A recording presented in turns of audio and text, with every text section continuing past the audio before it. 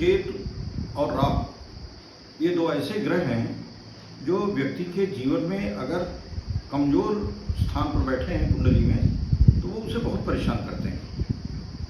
यद्यपि ये छाया ग्रह हैं लेकिन इनका प्रभाव बहुत ही कई बार प्रभावशाली और कई बार बहुत खराब होता है।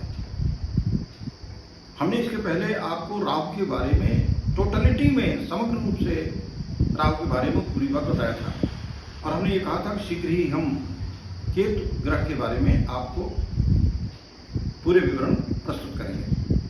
देखिए, इन दोनों ग्रहों का इतना व्यापक कवरेज है, इतना व्यापक प्रभाव है कि इनको एक दो वीडियो में बता सकना संभव नहीं है। इसलिए हमने केतु को थोड़ा सा अलग किया है। अभी पहले चरण में हम केतु का जो सामान्य चीजें हैं वो बताएंगे, फिर इसके अगले भाग में किन भावों में क्या प्रभाव रहता है उस पर विस्तार से बात करेंगे और अगले भाग में हम किस राशि में क्या प्रभाव रहता है इस पर विस्तार से बात करेंगे। अगर आपने हमारे चैनल को अभी तक सब्सक्राइब न किया हो तो कृपया उसे सब्सक्राइब करना, लाइक करना न भूलें तथा ऑल नोटिफिकेशंस के लिए भी सेलेक्ट कर लें ताकि आपको नोटिफिकेशन मिलते रहे।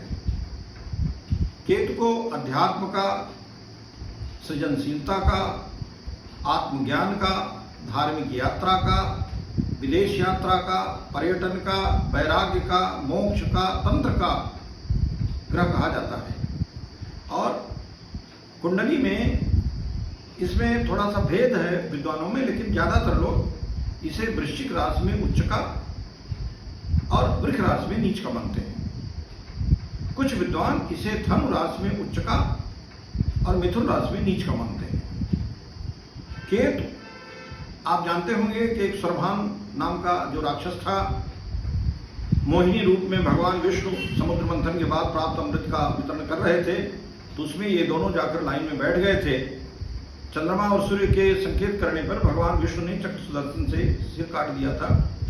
तो ऊपर का जो धड़ है, ऊपर वाला जो सिर है वो राहु है और नीचे का जो धड़ है वो केतु है। इनका प्रभाव वायव्य कोण में रहता है। केतु की शुभ स्थितियां व्यापक जातक को बहुत ज्यादा यश देती हैं और सामान्यतः जो केतु है वो तीसरे स्थान में, पांचवें स्थान में, छठवें, नौवें और 12वें स्थान में बहुत ही शुभ फल देने वाला होता है। कई बार पापी ग्रह के रूप में केतु 10वें स्थान में और 11वें स्थान में भी शुभ फल देता है।